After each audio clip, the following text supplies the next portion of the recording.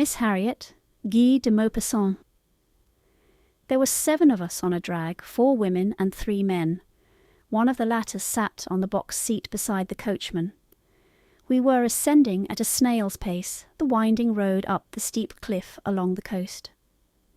Setting out from Etretat at break of day in order to visit the ruins of Tankerville, we were still half asleep, benumbed by the fresh air of the morning. The women especially, who were little accustomed to these early excursions, half opened and closed their eyes every moment, nodding their heads or yawning, quite insensible to the beauties of the dawn. It was autumn. On both sides of the road stretched the bare fields, yellowed by the stubble of wheat and oats which covered the soil like a beard that had been badly shaved. The moist earth seemed to steam. Larks were singing high up in the air, while other birds piped in the bushes. The sun rose at length in front of us, bright red on the plain of the horizon, and in proportion as it ascended, growing clearer from minute to minute. The country seemed to awake, to smile, to shake itself like a young girl leaving her bed in her white robe of vapour. The Comte de Trailles, who was seated on the box, cried, "Look, look, a hare!" and he extended his arm towards the left, pointing to a patch of clover. The animal scurried along, almost hidden by the clover, only its large ears showing. Then it swerved across a furrow, stopped, started off again at full speed, changed its course, stopped anew, uneasy, spying out every danger, uncertain what route to take, when suddenly it began to run with great bounds, disappearing finally in a large patch of beet root. All the men had waked up to watch the course of the animal. René Lamenoir exclaimed, "We are not at all gallant this morning," and, regarding his neighbour, the little Baroness de Serens, who struggled against sleep, he said to her in a low tone, "You are thinking of your husband, Baroness. Reassure yourself. He will not return before Saturday, so you have still 4 days." She answered with a sleepy smile, "How stupid you are." Then, shaking off her torpor, she added, "Now, let somebody say something to make us laugh. You, Monsieur Chenal, who have the reputation of having had more love affairs than the Duc de Richelieu, tell us a love story in which you have played a part. Anything you like." Léon Chenal, an old painter who had once been very handsome, very strong, very proud of his physique and very popular with women, took his long white beard in his hand and smiled. Then, after a few moments' reflection, he suddenly became serious. "Ladies, it will not be an amusing tale, for I am going to relate to you the saddest love affair of my life, and I sincerely hope that none of my friends may ever pass through a similar experience. I was 25 years of age and was pillaging along the coast of Normandy. I call pillaging, wandering about, with a knapsack on one's back from inn to inn, under the pretext of making studies and sketching landscapes. I knew nothing more enjoyable than that happy-go-lucky wandering life, in which one is perfectly free, without shackles of any kind, without care, without preoccupation, without thinking even of the morrow. One goes in any direction one pleases, without any guide save his fancy, without any counsellor save his eyes. One stops because a running brook attracts one, because the smell of potatoes frying tickles one's olfactories on to passing an inn. Sometimes it is the perfume of clematis which decides one in his choice, or the roguish glance of the servant at an inn. Do not despise me for my affection for these rustics. These girls have a soul as well as senses, not to mention firm cheeks and fresh lips, while their hearty and willing kisses have the flavour of wild fruit. Love is always love, come whence it may.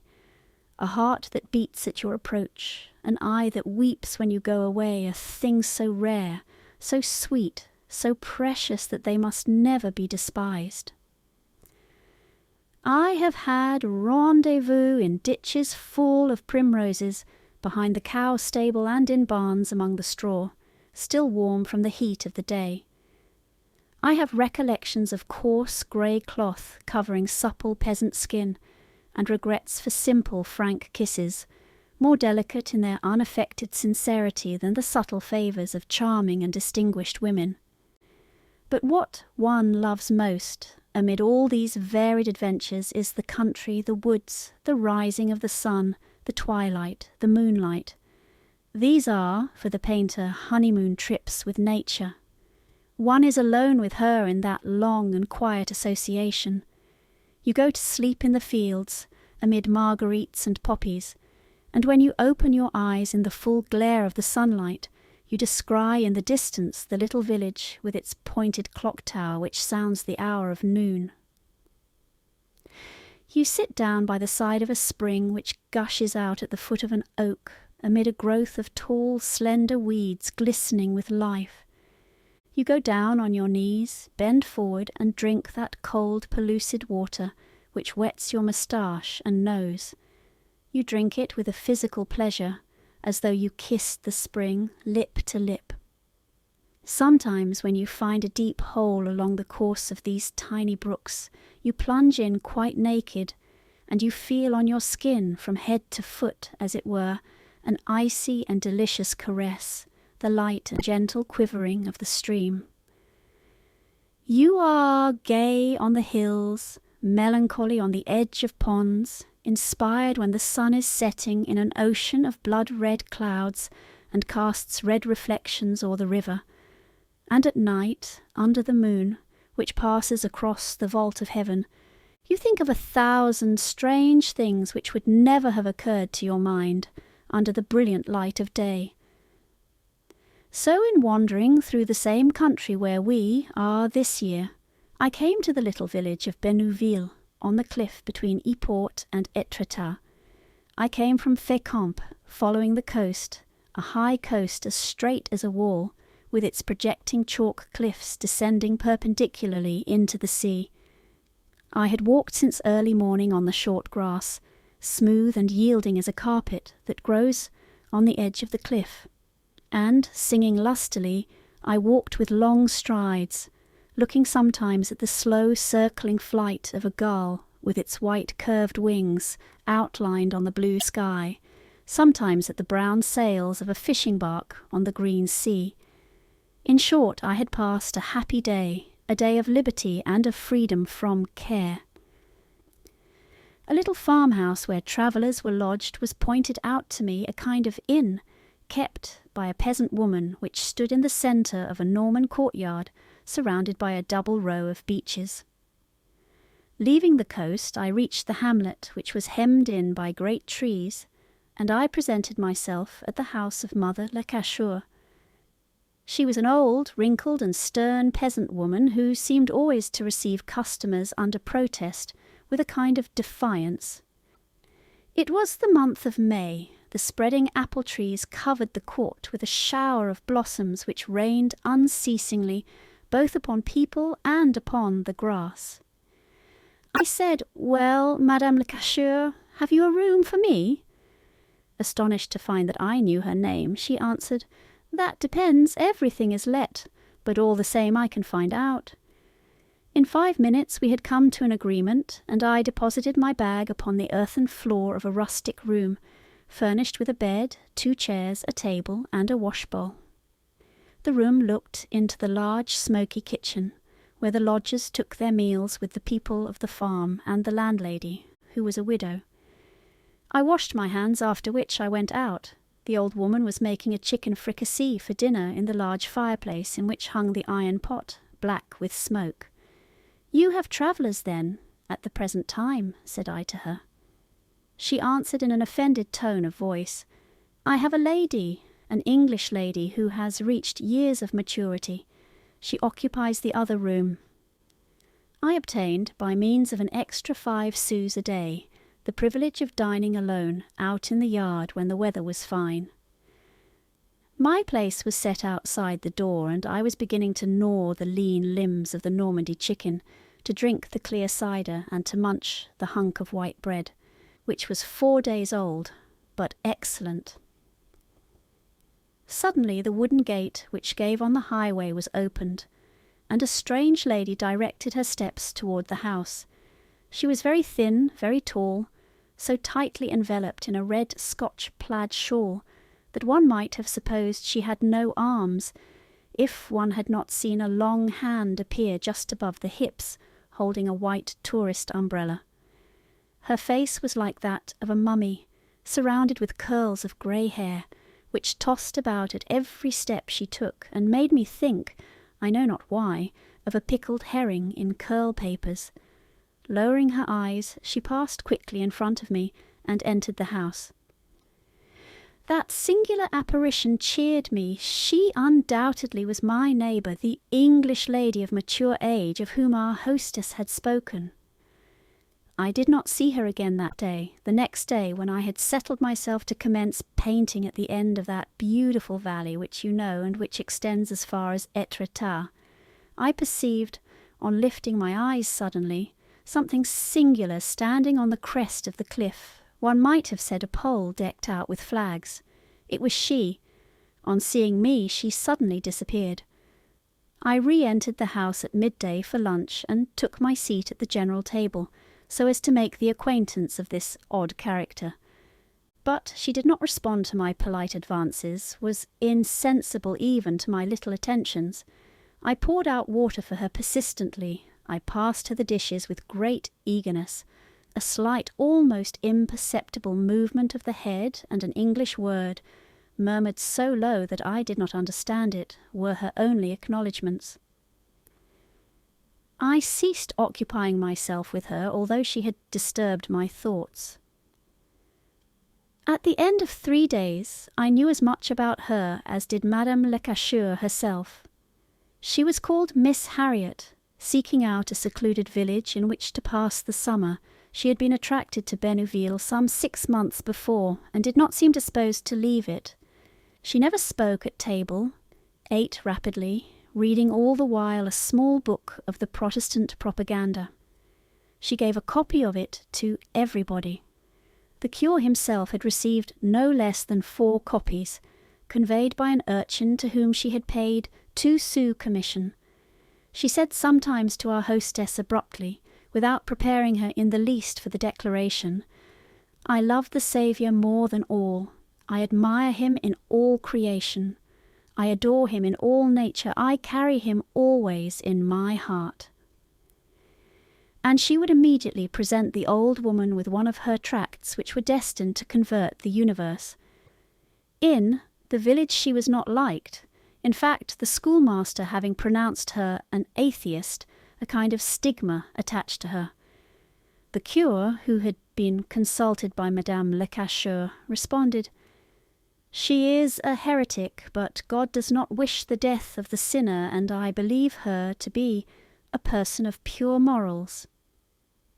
These words, atheist, heretic, words which no one can precisely define, threw doubts into some minds. It was asserted, however, that this English woman was rich, and that she had passed her life in travelling through every country in the world, because her family had cast her off. Why had her family cast her off? Because of her impiety, of course. She was, in fact, one of those people of exalted principles, one of those opinionated Puritans of which England produces so many, one of those good and insupportable old maids who haunt the tables d'hôte of every hotel in Europe, who spoil Italy, poison Switzerland, render the charming cities of the Mediterranean uninhabitable, carry everywhere their fantastic manias, their manners of petrified vestals, their indescribable toilets and a certain odour of India rubber which makes one believe that at night they are slipped into a rubber casing.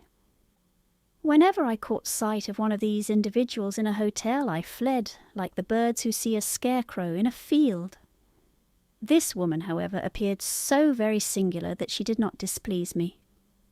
Madame Lecacheur, hostile by instinct to everything that was not rustic, felt in her narrow soul a kind of hatred for the ecstatic declarations of the old maid. She had found a phrase by which to describe her, a term of contempt that rose to her lips, called forth by I know not what confused and mysterious mental ratiocination. She said, "That woman is a demoniac." This epithet, applied to that austere and sentimental creature, seemed to me irresistibly droll. I myself never called her anything now but the demoniac, experiencing a singular pleasure in pronouncing aloud this word on perceiving her. One day I asked Mother Lecasseur, "Well, what is our demoniac about today?" To which my rustic friend replied with a shocked air, "What do you think, sir? She picked up a toad which had had its paw crushed and carried it to her room and has put it in her wash basin and bandaged it as if it were a man. If that is not profanation, I should like to know what is." On another occasion, when walking along the shore, she bought a large fish which had just been caught, simply to throw it back into the sea again. The sailor from whom she had bought it, although she paid him handsomely, now began to swear, more exasperated indeed than if she had put her hand into his pocket and taken his money. For more than a month he could not speak of the circumstance without becoming furious and denouncing it as an outrage. Oh yes, she was indeed a demoniac, this Miss Harriet, and Mother Lecasseur must have had an inspiration in thus christening her. The stable boy, who was called Sapeur because he had served in Africa in his youth, entertained other opinions. He said with a roguish air, "She is an old hag who has seen life." If the poor woman had but known, the little kind-hearted Celeste did not wait upon her willingly, but I was never able to understand why. Probably her only reason was that she was a stranger, of another race, of a different tongue and of another religion. She was, in fact, a demoniac. She passed her time wandering about the country, adoring and seeking God in nature. I found her one evening on her knees in a cluster of bushes. Having discovered something red through the leaves, I brushed aside the branches, and Miss Harriet at once rose to her feet, confused at having been found thus, fixing on me terrified eyes like those of an owl surprised in open day.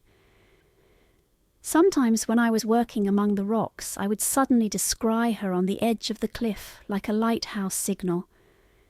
She would be gazing in rapture at the vast sea glittering in the sunlight and the boundless sky with its golden tints.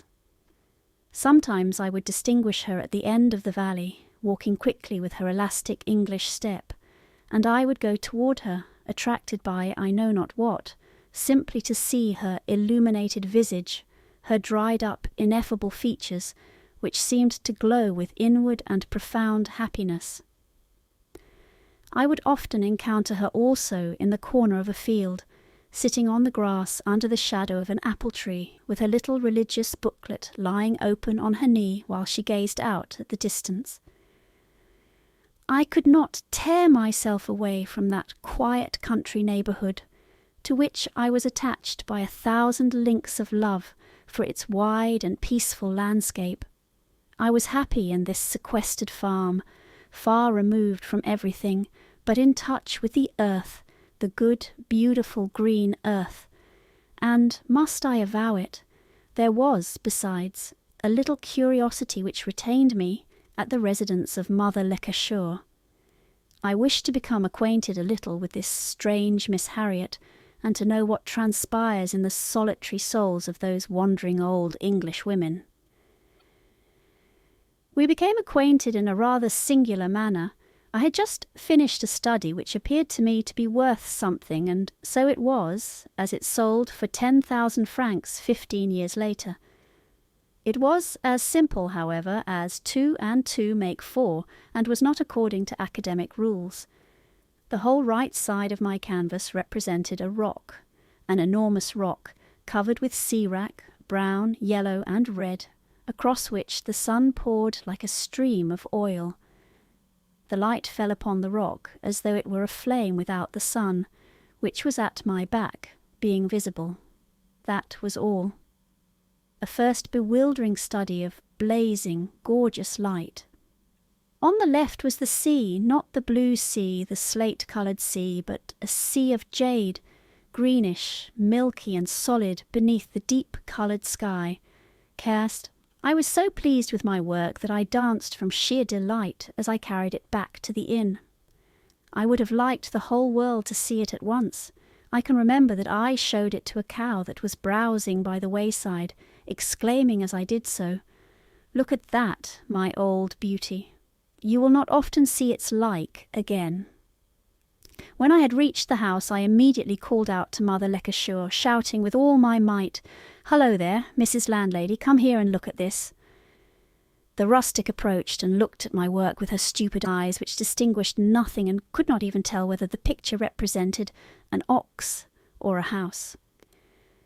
Miss Harriet just then came home, and she passed behind me just as I was holding out my canvas at arm's length, exhibiting it to our landlady. The demoniac could not help but see it, for I took care to exhibit the thing in such a way that it could not escape her notice. She stopped abruptly and stood motionless, astonished. It was her rock which was depicted, the one which she climbed to dream away her time undisturbed. She uttered a British ow, which was at once so accentuated and so flattering that I turned round to her smiling and said, "This is my latest study, mademoiselle." She murmured rapturously, comically and tenderly, "Oh, monsieur, you understand nature as a living thing." I coloured and was more touched by that compliment than if it had come from a queen. I was captured, conquered, vanquished. I could have embraced her, upon my honour.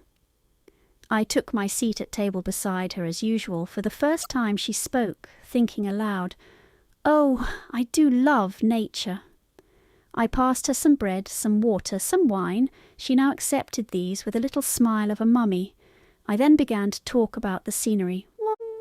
After the meal we rose from the table together and walked leisurely across the courtyard. Then, attracted doubtless by the fiery glow which the setting sun cast over the surface of the sea, I opened the gate which led to the cliff, and we walked along side by side, as contented as two persons might be who have just learned to understand and penetrate each other's motives and feelings. It was one of those warm, soft evenings which impart a sense of ease to flesh and spirit alike. All is enjoyment, everything charms. The balmy air, laden with the perfume of grasses and the smell of seaweed, soothes the olfactory sense with its wild fragrance, soothes the palate with its sea savour, soothes the mind with its pervading sweetness. We were now walking along the edge of the cliff, high above the boundless sea which rolled its little waves below us at a distance of 100 metres, and we drank in with open mouth and expanded chest that fresh breeze, briny from kissing the waves, that came from the ocean and passed across our faces. Wrapped in her plaid shawl with a look of inspiration as she faced the breeze, the Englishwoman gazed fixedly at the great sun-ball as it descended towards the horizon. Far off in the distance a three-master in full sail was outlined on the blood-red sky, and a steamship, somewhat nearer, passed along, leaving behind it a trail of smoke on the horizon. The red sun-globe sank slowly lower and presently touched the water just behind the motionless vessel, which, in its dazzling effulgence, looked as though framed in a flame of fire. We saw it plunge, grow smaller and disappear, swallowed up by the ocean. Miss Harriet gazed in rapture at the last gleams of the dying day. She seemed longing to embrace the sky, the sea, the whole landscape. She murmured, "Oh, I love, I love." I saw a tear in her eye. She continued, "I wish I were a little bird so that I could mount up into the firmament." She remained standing as I had often before seen her, perched on the cliff, her face as red as her shawl. I should have liked to have sketched her in my album. It would have been a caricature of ecstasy. I turned away so as not to laugh. I then spoke to her of painting as I would have done to a fellow artist, using the technical terms common among the devotees of the profession.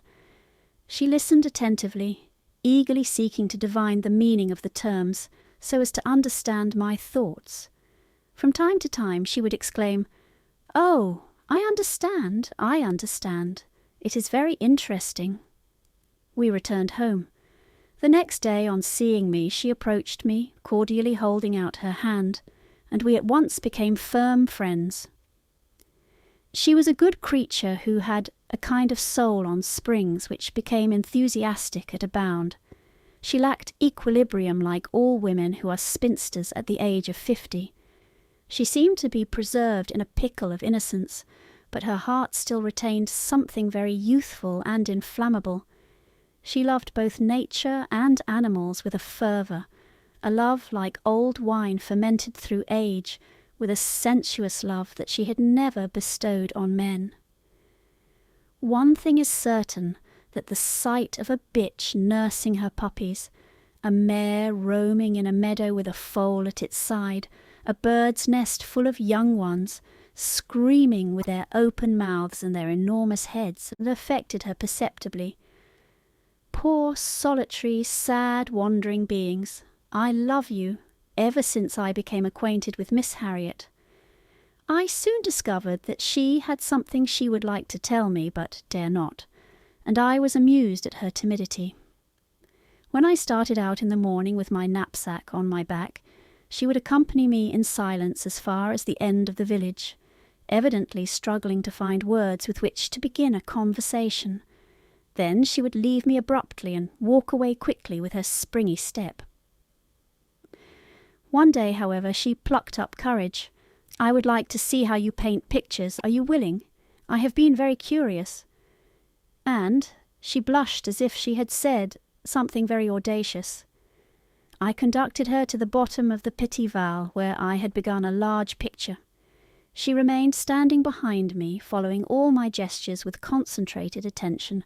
Then suddenly, fearing perhaps that she was disturbing me, she said, "Thank you," and walked away. But she soon became more friendly and accompanied me every day, her countenance exhibiting visible pleasure. She carried her camp-stool under her arm, not permitting me to carry it. She would remain there for hours, silent and motionless, following with her eyes the point of my brush in its every movement. When I obtained unexpectedly just the effect I wanted by a dash of colour, put on with the palette knife, she involuntarily uttered a little "ah" of astonishment, of joy, of admiration. She had the most tender respect for my canvases, an almost religious respect for that human reproduction of a part of nature's work divine. My studies appeared to her a kind of religious pictures, and sometimes she spoke to me of God, with the idea of converting me. Oh, he was a queer, good-natured being, this God of hers. He was a sort of village philosopher without any great resources and without great power, for she always figured him to herself as inconsolable over injustices committed under his eyes, as though he were powerless to prevent them. She was, however, on excellent terms with him, affecting even to be the confidant of his secrets and of his troubles. She would say, "God wills, or God does not will," just like a sergeant announcing to a recruit, "The colonel has commanded." At the bottom of her heart she deplored my ignorance of the intentions of the Eternal, which she endeavoured to impart to me. Almost every day I found in my pockets, in my hat when I lifted it from the ground, in my paint-box, in my polished shoes, standing in front of my door in the morning, those little pious tracts which she no doubt received directly from Paradise. I treated her as one would an old friend, with unaffected cordiality, but I soon perceived that she had changed somewhat in her manner, though for a while I paid little attention to it. When I was painting, whether in my valley or in some country lane, I would see her suddenly appear with her rapid, springy walk. She would then sit down abruptly, out of breath, as though she had been running or were overcome by some profound emotion. Her face would be red, that English red which is denied to the people of all other countries. Then, without any reason, she would turn ashy pale and seem about to faint away. Gradually, however, her natural colour would return, and she would begin to speak. Then, without warning, she would break off in the middle of a sentence, spring up from her seat, and walk away so rapidly and so strangely that I was at my wits' ends to discover whether I had done or said anything to displease or wound her. I finally came to the conclusion that those were her normal manners, somewhat modified no doubt in my honour during the first days of our acquaintance. When she returned to the farm, after walking for hours on the windy coast, her long curls often hung straight down, as if their springs had been broken. This had hitherto seldom given her any concern, and she would come to dinner without embarrassment, all dishevelled, by her sister, the breeze. But now she would go to her room and arrange the untidy locks, and when I would say, with familiar gallantry, which, however, always offended her, "You are as beautiful as a star today, Miss Harriet," a blush would immediately rise to her cheeks, the blush of a young girl, of a girl of 15. Then she would suddenly become quite reserved and cease coming to watch me paint. I thought, this is only a fit of temper, it will blow over. But it did not always blow over, and when I spoke to her, she would answer me either with affected indifference or with sullen annoyance. She became by turns rude, impatient, and nervous. I never saw her now except at meals, and we spoke but little. I concluded at length that I must have offended her in some way, and accordingly I said to her one evening, "Miss Harriet, why is it that you do not act towards me as formerly? What have I done to displease you? You are causing me much pain." She replied in a most comical tone of anger, "I am just the same with you as formerly. It is not true, not true," and she ran upstairs and shut herself up in her room. Occasionally she would look at me in a peculiar manner. I have often said to myself since then that those who are condemned to death must look thus when they are informed that their last day has come. In her eye there lurked a species of insanity, an insanity at once mystical and violent, and even more, a fever, an aggravated longing, impatient and impotent, for the unattained and unattainable. Nay, it seemed to me there was also going on within her a struggle in which her heart wrestled with an unknown force that she sought to master, and even, perhaps, something else. But what do I know, what do I know from... It was indeed a singular revelation. For some time I had commenced to work, as soon as daylight appeared, on a picture the subject of which was as follows. A deep ravine, enclosed, surmounted by 2 thickets of trees and vines, extended into the distance and was lost, submerged in that milky vapour, in that cloud-like cotton down that sometimes floats over valleys at daybreak. And at the extreme end of that heavy, transparent fog one saw, or rather surmised, that a couple of human beings were approaching, a human couple, a youth and a maiden, their arms interlaced, embracing each other, their heads inclined toward each other, their lips meeting. A first ray of the sun, glistening through the branches, pierced that fog of the dawn, illuminated it with a rosy reflection just behind the rustic lovers, framing their vague shadows in a silvery background. It was well done, yes, indeed, well done. I was working on the declivity which led to the valley of Etretat. On this particular morning I had by chance the sort of floating vapour which I needed. Suddenly something rose up in front of me like a phantom. It was Miss Harriet. On seeing me she was about to flee, but I called after her, saying, come here, mademoiselle. I have a nice little picture for you." She came forward, though with seeming reluctance. I handed her my sketch. She said nothing, but stood for a long time motionless, looking at it, and suddenly she burst into tears. She wept spasmodically, like men who have striven hard to restrain their tears, but who can do so no longer and abandon themselves to grief, though still resisting. I sprang to my feet, moved at the sight of a sorrow I did not comprehend, and I took her by the hand with an impulse of brusque affection, a true French impulse which acts before it reflects. She let her hands rest in mine for a few seconds, and I felt them quiver as if all her nerves were being wrenched. Then she withdrew her hands abruptly, or rather snatched them away. I recognized that tremor, for I had felt it, and I could not be deceived. Ah, the love tremor of a woman, whether she be 15 or 50 years of age, whether she be of the people or of society, goes so straight to my heart that I never have any hesitation in understanding it. Her whole frail being had trembled, vibrated, been overcome. I knew it. She walked away before I had time to say a word, leaving me as surprised as if I had witnessed a miracle and as troubled as if I had committed a crime. I did not go in to breakfast. I went to take a turn on the edge of the cliff, feeling that I would just as lief weep as laugh, looking on the adventure as both comic and deplorable, and my position as ridiculous, believing her unhappy enough to go insane. I asked myself what I ought to do. It seemed best for me to leave the place, and I immediately resolved to do so. Somewhat sad and perplexed, I wandered about until dinner-time and entered the farmhouse just when the soup had been served up. I sat down at the table as usual. Miss Harriet was there, eating away solemnly, without speaking to anyone, without even lifting her eyes. Her manner and expression were, however, the same as usual.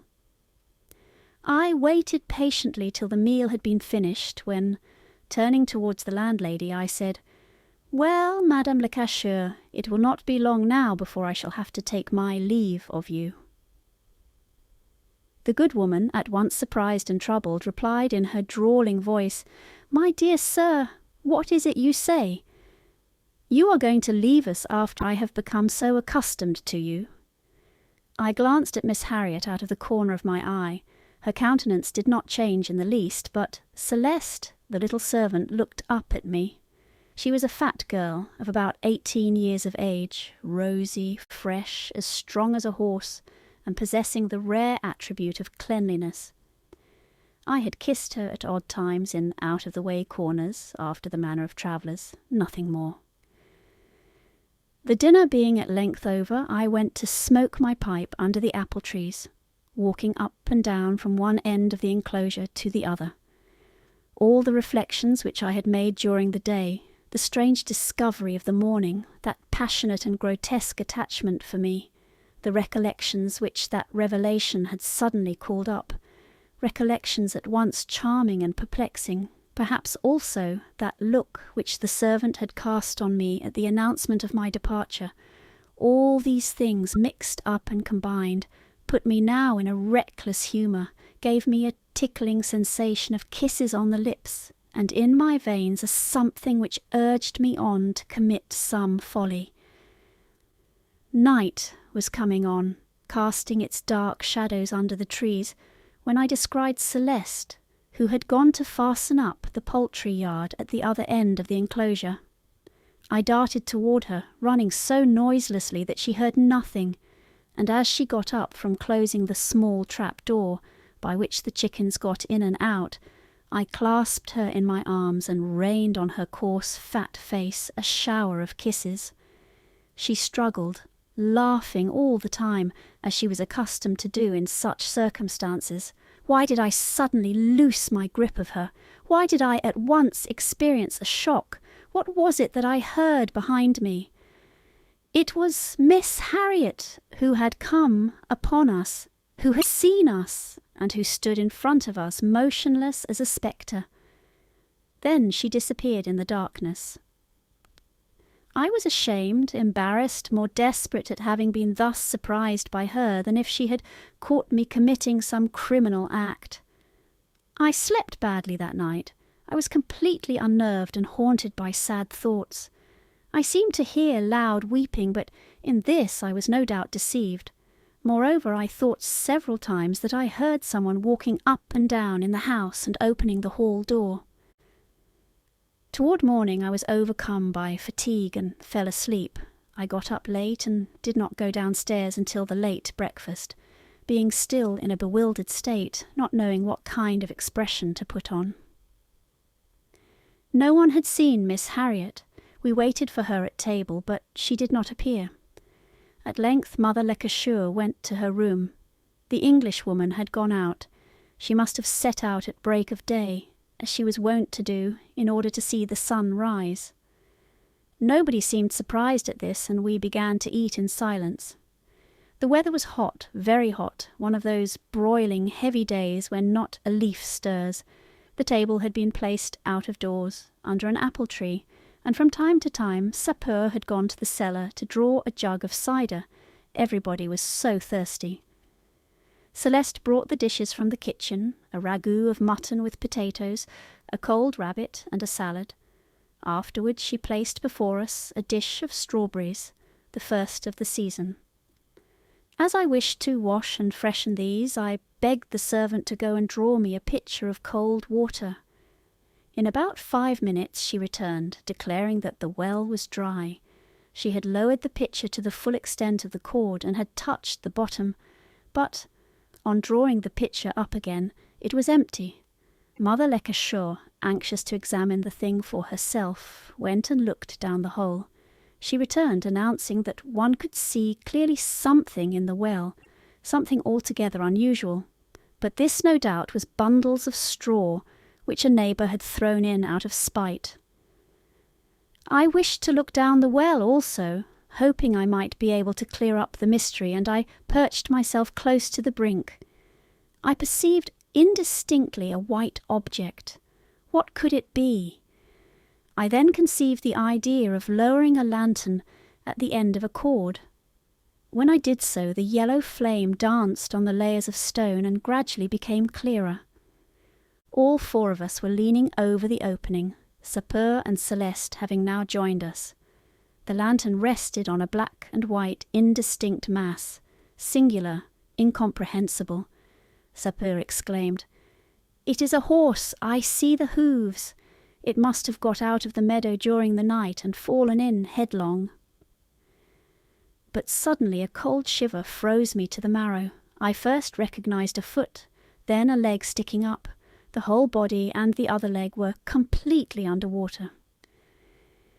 I stammered out in a loud voice, trembling so violently that the lantern danced hither and thither over the slipper. "It is a woman! Who can it be? It is Miss Harriet!" Sapeur alone did not manifest horror. He had witnessed many such scenes in Africa. Mother Lecoucheur and Celeste began to utter piercing screams and ran away.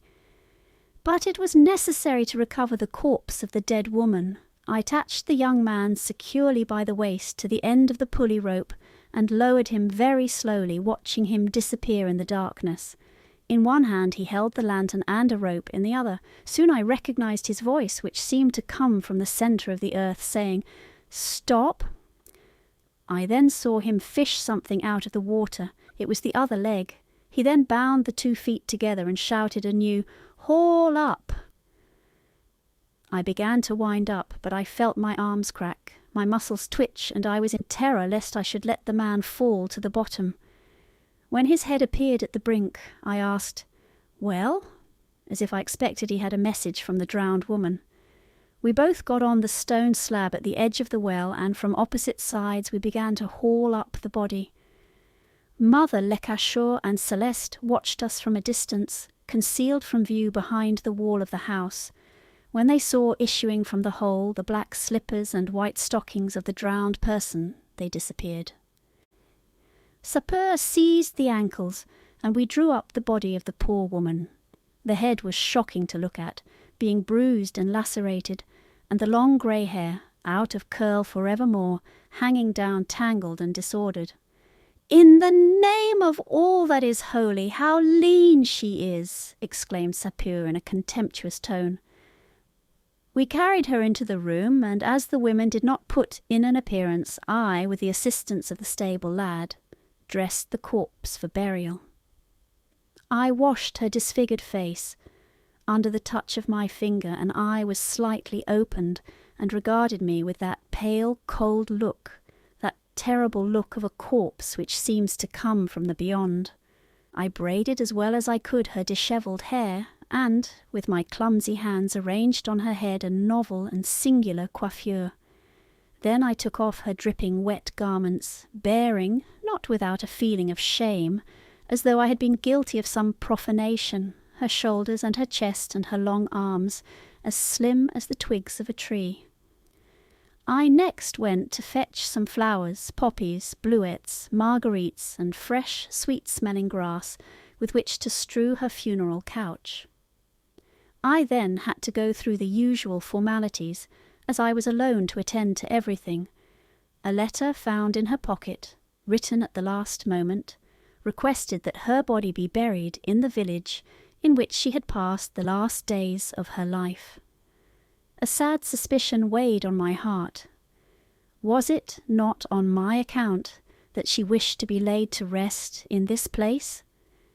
Toward evening, all the female gossips of the locality came to view the remains of the defunct, but I would not allow a single person to enter. I wanted to be alone, and I watched beside her all night.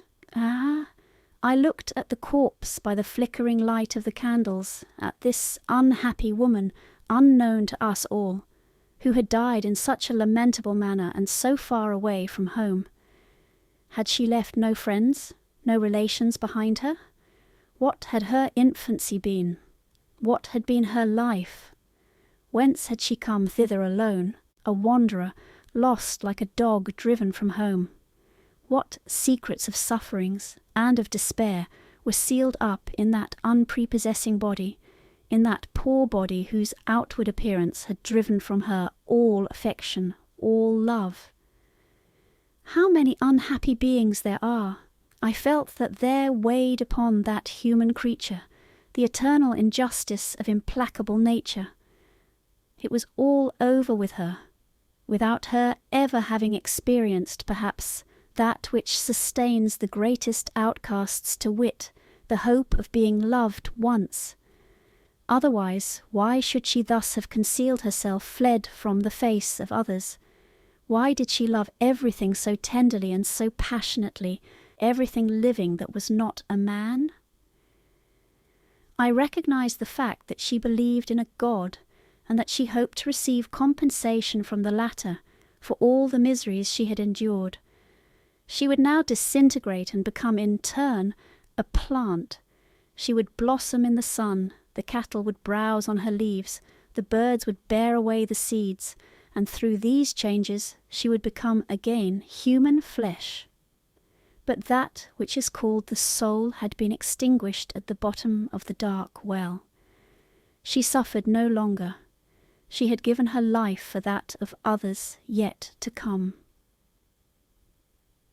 Hours passed away in this silent and sinister communion with the dead. A pale light at length announced the dawn of a new day. Then a red ray streamed in on the bed, making a bar of light across the coverlet and across her hands. This was the hour she had so much loved. The awakened birds began to sing in the trees. I opened the window to its fullest extent and drew back the curtains that the whole heavens might look in upon us, and bending over the icy corpse, I took in my hands the mutilated head, and slowly, without terror or disgust, I imprinted a kiss, a long kiss, upon those lips which had never before been kissed. Léon Chenal remained silent. The women wept. We heard on the box seat the Count d'Atrailles blowing his nose from time to time. The coachman alone had gone to sleep. The horses, who no longer felt the sting of the whip, had slackened their pace and moved along, slowly. The drag, hardly advancing at all, seemed suddenly torpid, as if it had been freighted with sorrow.